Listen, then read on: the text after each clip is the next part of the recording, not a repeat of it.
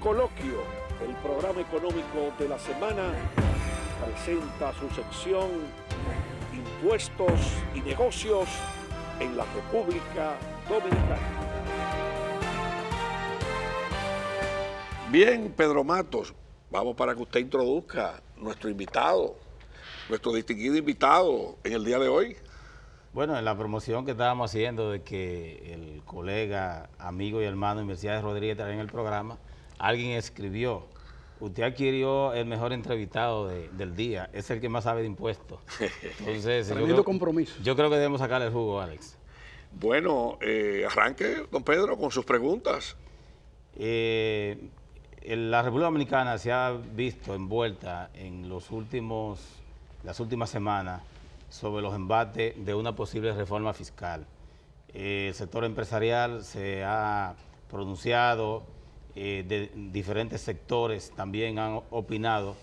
En el ámbito nacional ha habido opiniones diversas sobre lo que pudiera ser una futura reforma fiscal. Entonces, nos gustaría, hermano Mercedes, escuchar su parecer sobre no solamente de lo que debiera ser una posible reforma, si se da, sino cuáles aspectos se deben introducir que afecten lo menos posible al desenvolvimiento económico, al desenvolvimiento de los negocios en la República Dominicana. Sí, gracias por la invitación. Buenos días para todos.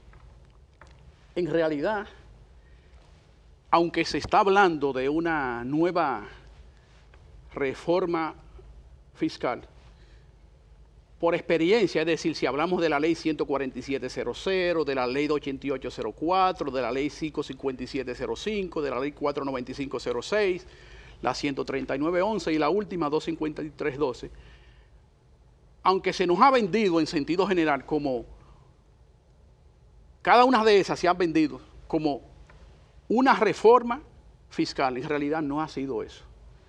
Cada una de esas... ¿Tú crees que son parches fiscales? Vamos a decir que... ¿O tienes otra palabra? Reforma tributaria, no reforma fiscal, porque solamente si las revisamos una por una con detenimiento, y no hay que revisarlo con detenimiento, sino así por encima, rápidamente, ¿de qué nos vamos a dar cuenta? De que simplemente lo que se procuraba era aumentar las recaudaciones, pero nunca se ha tocado el gasto con ninguna de esas que yo he mencionado. Si lo que se quiere es hacer una verdadera reforma fiscal, entonces se debía tocar no solamente la parte de ingreso, lo que se recauda, sino también el gasto, la calidad del gasto, en qué se gasta, cómo se gasta. ¿Por qué? Porque si un país mantiene una desenfrenada carrera de endeudamiento, pues lamentablemente tú puedes estar haciendo reforma fiscal anualmente o un año sí, uno no, y de todos modos los recursos no van a alcanzar para el servicio de la deuda. Es decir, se habla de que en el país hay alta evasión tributaria, tanto en la parte del impuesto a la renta como del ITEVIS. Yo creo que sí que existe una evasión tributaria alta. Y también nadie puede negar que el sector informal es bastante grande aquí en el país también, esa es la verdad. Siempre se le ha puesto al sector informal un porcentaje que ha ido rodando de entre 55 y 56%. Sí, yo pienso que no baja del 60%. O sea, la informalidad en el país es alarmante, es grande, eso es verdad. Pero eso tiene sus razones, Mercedes. Cuando la informalidad es muy alta, debemos revisarnos. Debemos ver qué está pasando, cuáles son las facilidades que está dando el gobierno para que cada vez las empresas sean menos informales. Sí, sí. ¿Qué cuesta más, mantenerse en la informalidad o buscar un método donde la empresa pueda acogerse fácilmente a la formalidad? Sí, lo que ocurre es que esto es, o sea, cuando se habla de que la evasión tributaria es muy alta, eso no solamente no en esta sociedad, sino a nivel global, eso puede obedecer, y de hecho obedece a una serie de factores, entre los cuales está que si el ciudadano, y cuando hablo de ciudadano voy a incluir las personas naturales o físicas, así como nosotros, pero también las personas morales o jurídicas, es decir, la compañía, si se percibe que lo que se recauda no se maneja de una manera íntegra, de una manera púrcara, entonces eso no promueve, no hace que el ciudadano, el contribuyente, se interese en pagar sus impuestos religiosamente. No es casual que aquellos países que tienen una presión tributaria altísima, algunos de ellos pasan de un 50%, por ejemplo, como Dinamarca, con todo y eso el ciudadano paga y las empresas pagan sus impuestos correctamente y lo hacen hasta contentos. Por los servicios que ofrece el Estado. Exactamente, lo que pasa es que en países como ese, y quizás me fui muy lejos, allí no existen una serie de impuestos que existen en la República Dominicana, El agua en botellón es un impuesto.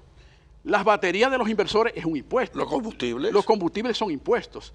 El tinaco del agua en el techo de la casa es un impuesto. El seguro independiente que tú tienes que contratar independiente del básico de la TSS es un impuesto. Entonces, lo que quiere aplicar ahora migración, de que la gente pague un dinero para que no lo chequen en los aeropuertos, ¿eso es otro impuesto? Todos esos impuestos. Entonces, se habla de que la presión tributaria en la República Dominicana es de un 14, un 15%. La realidad es que no. Yo me atrevería a aventurarme a decir que no baja del 25%, con seguridad. ¿Por qué? Porque si tú agregas TSS, Infotet y todos esos elementos que yo he mencionado, del botellón de agua, del tinaco arriba de la casa, de las baterías del inversor y en otro caso una plantica porque el inversor no es suficiente, la universidad privada que tú tienes que enviar a tus hijos a una universidad privada. Pero a ti se te ha olvidado también el guachimán, que mucha gente tiene Perfecto, que buscar. Por el tema de la inseguridad, ya la gente tiene que hay. buscar un guachimán. Tú quieres enviar a tu hijo a la UAS y hace un sacrificio para enviar a una universidad privada. ¿Por qué? Porque a la carrera de 4 años se toma 6 o 7. Hay otro impuesto que a ti se te está quedando, Mercedes, y quiero que Pedro Mato siga ya con la mandurria, que hay un nuevo impuesto que le cuesta muchísimo a la gente, que son los tapones. Si, por ejemplo, tú vas a la Núñez de Cáceres y echas 2 galones de gasolina en la bomba tal, y después entonces cuando tú sales de ahí tú encuentras un tapón y te consume 0.40% de los combustibles que tú echaste pagándole el impuesto alto al Estado en el precio de los combustibles. O sea, tú no encuentras un servicio de facilidad. Lo más seguro te encuentras un AMET que está en una zona donde hay un semáforo, violentando el semáforo y dirigiendo el tránsito, cuando debería ser que el semáforo funcione. Claro. Así es. Mercedes, el sector empresarial, sobre todo el CONEC, ha mencionado varios aspectos.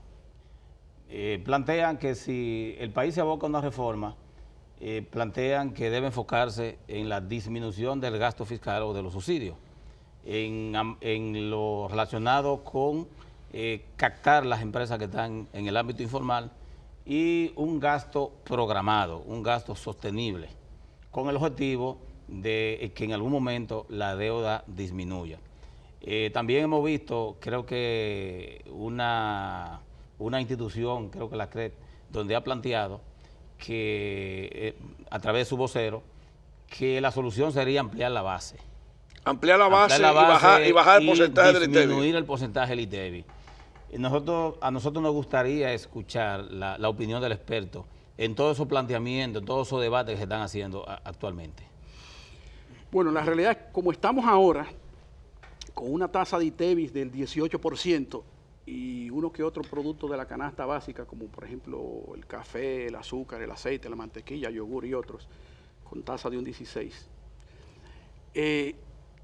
La que está en 18%, que es para la mayor parte de los productos o bienes y los servicios, la que está en 18% ya está situada por encima del promedio de los países latinoamericanos. Los países latinoamericanos más o menos el promedio anda por un 15% y nosotros estamos en 18%, quiere decir que lo superamos en 3 puntos.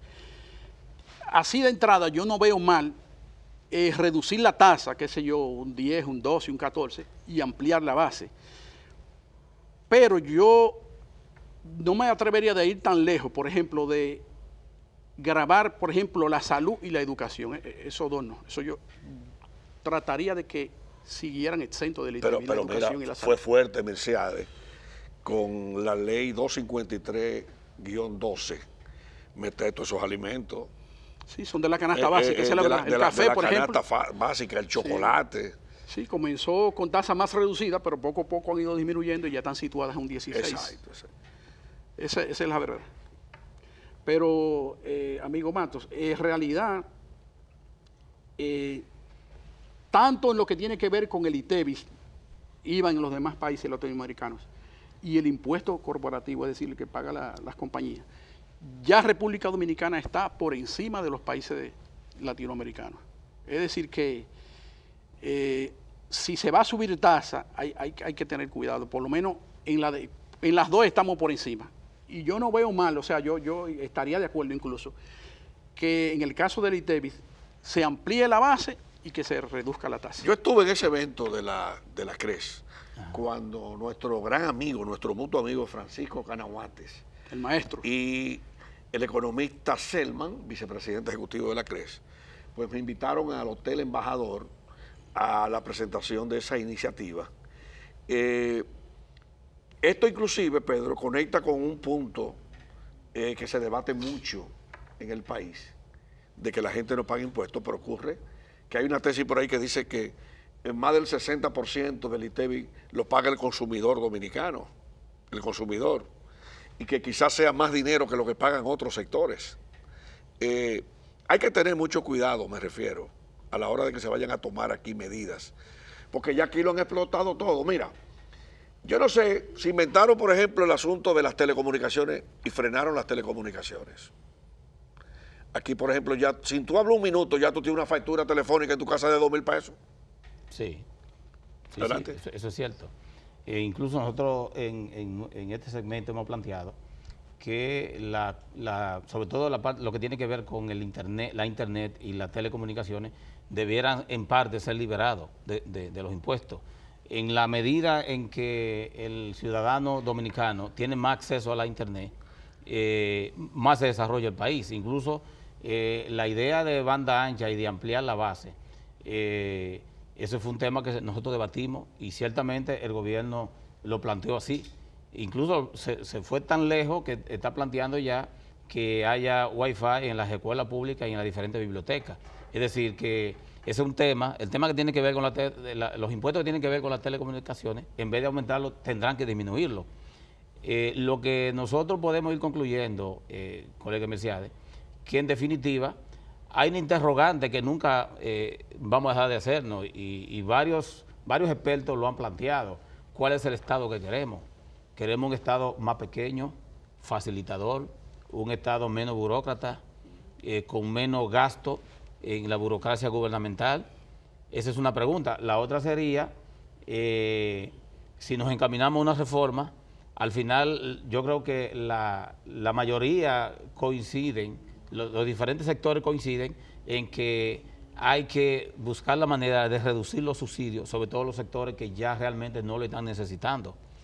Que hay que buscar la manera de ver si se puede ampliar la base y en algunos, por lo menos en algunos aspectos, disminuir los impuestos, algunos impuestos, y ver cómo se controla el gasto gubernamental. O sea, estaríamos sobre esa base o hay alguna sugerencia que pueda surgir de parte del experto. Sí, definitivamente, un Estado que aboga por una nueva reforma tributaria o fiscal, depende de finalmente qué es lo que se quiere. El ciudadano, si no ve una intención de ese Estado, en este caso un gobierno de turno del partido que fuese, de mejorar la calidad del gasto, la empresa, la persona, el contribuyente en sentido general, no se sentirá motivado para pagar cada vez más impuestos. ¿Por qué? Porque está viendo que no se le está dando un buen uso a esos recursos. Es decir, un país pobre como la República Dominicana, porque la verdad es que somos un país pobre, llora ante la presencia de Dios, como dicen. Tú ver un funcionario, y excúseme la expresión, de 15ª categoría, andando un vehículo de $100,000, $125,000, $150,000, así la gente dice, pero para eso es que yo pago un impuesto, para que se haga eso. Entonces, para que un hospital no tenga cómo atender adecuadamente a una familia pobre que allí llega, o una escuela no pueda dar una educación de buena calidad, que ha mejorado, pero todavía falta mucho. Es decir, la gente, en la medida que ve que lo que paga se utiliza de manera correcta, de manera pulcra, de manera íntegra, se sentirá motivado a pagar más. Pero si el gobierno no da señales de que los niveles de corrupción se están disminuyendo, pero de verdad, no en anuncios en la radio, sino en los hechos. Si la gente no percibe eso, lógicamente no se sentirá motivado a pagar impuestos. Vamos a estar claros en eso. Pero mira, tú mencionas algo muy importante. Mencionaste, por ejemplo, el sector salud. Yo creo, por ejemplo, que aquí hay que ser más coherente en la República Dominicana. Esta semana a mí se me enteró de la difícil situación que atraviesa el Hospital Salvador Begotier, otros hospitales de Santiago. Y aquí viven planteando muchas reformas. No sé a quién fue que se le ocurrió que pasaran los hospitales del Instituto Dominicano de Seguros Sociales, creados por Trujillo, al Sistema Nacional de Salud. Pero si usted no puede, con todos esos hospitales que usted tiene, usted entonces le agregan más hospitales, usted lo que está trabajando es con ineficiencia. Entonces, aquí tenemos los médicos, tenemos las enfermeras, todos nos conocimos en las universidades estudiando. ¿Quién es buen médico? ¿Quién? Señores, aquí vamos a sufrir, Milciades, de reformitis, pero las reformas siempre terminan perjudicando al pueblo. Y pues la gente lo que perciba es para recaudar más, pero para hacer qué con lo que se recauda. Exacto.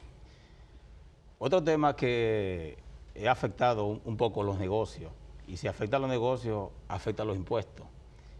Tiene que ver con lo que es la transición de todos los gobiernos que tenemos. La República Dominicana, el ciudadano común, tal vez no se ha dado cuenta que hoy contamos con más de 300 gobiernos en nuestro país. O sea, a veces comenzamos a atacar o a hacer opinión solo en contra de quien representa el Poder Ejecutivo. Pero tenemos las gobernaciones y los cuenta, alcaldes. No nos damos cuenta que tenemos alcaldías en todas las provincias del país, en todos los municipios del país y en todos los distritos. Tenemos directores municipales, distritales, mejor dicho. El ayuntamiento es el gobierno más cercano al ciudadano en las provincias y en los municipios. ¿Qué sucede? Los contadores siempre hemos dicho que las instituciones deben continuar, porque las instituciones tienen activos, bienes, tienen pasivos, deudas, generan ingresos y también generan gastos.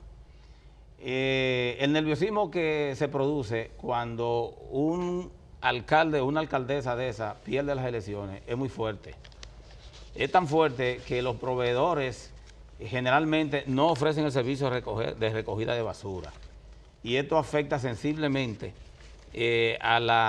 tanto al desenvolvimiento económico del municipio como también a las empresas o a las personas físicas que se dedican a dar servicios de recogida de basura y todo lo que dependen de ello.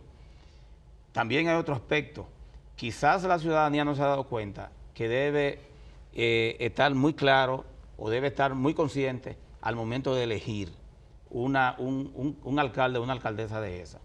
Resulta que hay alcaldes y alcaldesas que se han dado a la tarea de negociar permisos en diferentes zonas de sus municipios. De estaciones de gasolina. Estaciones de gasolina. Además no quieren recoger la basura, hasta Pedro. Los cementerios. Después que perdieron las elecciones, exacto, se quieren convertir en verdugos de las comunidades. Exacto. Y yo particularmente, que me gusta decir por aquí, por primicia, por donde lo pueda decir, mira, Pedro,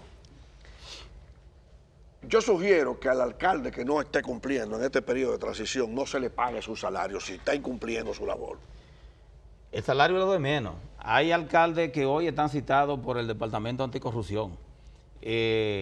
Aparentemente, el uso que le han dado en la transición a los recursos ha sido tan fuerte que han habido quejas y han sido sometidos. Pero hay como 50 o 60 auditorías que mandó la Cámara de Cuentas al Departamento de Prevención de la Corrupción, y por eso es que están comenzando a citar gente que anteriormente no lo habían citado.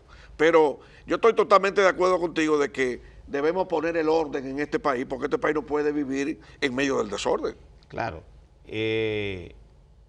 La Cámara de Cuentas, por lo menos nosotros hemos sido siempre de posición, y la mayoría de los contadores entendemos que es así, que las auditorías que hace la Cámara de Cuentas son auditorías externas, son auditorías que llegan después del hecho ocurrido. Nosotros siempre hemos planteado que quien debe empoderarse en el caso de los ayuntamientos son los ediles. Y las comunidades. Y las comunidades. Se supone que ellos son, que comúnmente le llamamos, tienen otro nombre, los regidores. Se supone que los regidores son los que legislan dentro de la sala capitular. Ellos son los responsables del control de los ayuntamientos. Incluso ellos son los que eligen el contralor. Se supone que el contralor del ayuntamiento le responde a los ediles a esa sala capitular. La pregunta sería si los ediles están actuando de forma independiente, que generalmente no lo hacen. Entonces, pero hay muchos que lo que están haciendo es aumentándose los sueldos en el periodo de transición. Por esa razón es que tiene que seguir creciendo en el país el empoderamiento de todos los municipios para monitorear a sus síndicos o a sus alcaldes o a sus alcaldesas. Señores, el que lee la ley 176-07 se da cuenta de que tienen en sus manos un empoderamiento tremendo los ayuntamientos. Otro tema que a la larga, Milciades, tendrá que discutirse en este país es el tema del impuesto federal. Aunque nosotros no somos un país federado, pero resulta que la Dirección General de Impuestos Internos funciona de forma federal. Es decir, hay una serie de impuestos que deben llegar directamente a los ayuntamientos por un asunto de impuesto local de leyes especiales. De leyes especiales que lo está cobrando la Dirección General de Impuestos Internos. Señores, en el momento en que los síndicos o los alcaldes y alcaldesas, en el momento que a ellos les llegue un presupuesto mayor o puedan manejar mayor presupuesto, siempre y cuando esté empoderada la sociedad civil, el ciudadano, tendremos un mejor servicio para el municipio. Esa ley empodera a los alcaldes y alcaldesas hasta del bacheo de la calle, la reparación de la calle, la recogida de basura, los aspectos culturales. Pero hay una distorsión porque, por ejemplo, mientras por un lado cobran impuestos, por el otro lado, Obras Públicas está en otro nuevo rol. He visto Obras Públicas hasta recogiendo basura. Es una distorsión. Bueno, en San Cristóbal, en Santiago, y además Obras Públicas, Pedro y Milciades. Obras Públicas esta vez está repartiendo agua. Sí, que se supone que hace labores, obras públicas que se supone que le corresponde a los otros ayuntamientos. Sí. Eso es verdad. Da pena porque la verdad es que la República Dominicana ha luchado e incluso cuando los grandes hombres y mujeres valientes que se dedicaron al exterminio de la dictadura, era precisamente buscando que haya institucionalidad en el país. Y da pena que hoy todavía la República Dominicana, las instituciones mejores valoradas no sean la mayoría. Apenas, yo diría que andan por el 5, máximo el 10%. Y cuando un país no camina sobre la base de la institucionalidad, realmente hay problemas. Tenemos que revisarlo. Mira, antes del cambio, para continuar en un momentito, quería, por justicia, porque este es un programa que nació justo y siempre con la verdad. Antes, la DGI era la Dirección General del Impuesto sobre la Renta hasta la reforma. Recuerdo los tiempos de Florencio. Sí. Florencio, que estuvo en la renta. Pero yo quisiera hoy, después de la fundación de Impuestos Internos, hacer un reconocimiento público por lo que hicieron en esa dependencia Teófilo Kiko Tabar, por lo que hizo en su gestión el licenciado Juan Hernández, y además por los grandes esfuerzos que ha hecho desde que fue nombrado ahí en ese cargo, el buen amigo profesional, una persona que es muy austero, así lo conoce la gente, a Guarocuya, Félix. Sí. Y yo quiero realmente reconocer a Kiko, a Juan Hernández y a Guarocuya, porque quizá mucha gente no sepa lo delicado que es un cargo como la Dirección General de Impuestos Internos. Y realmente son técnicos. Así que nuestro reconocimiento a esas tres personalidades que han dirigido Impuestos Internos y también a los que dirigieron en la parte de atrás, sí, que fue la semilla para generar. Vamos al cambio y retornamos en un momentito. Coloquio, el programa económico de la semana.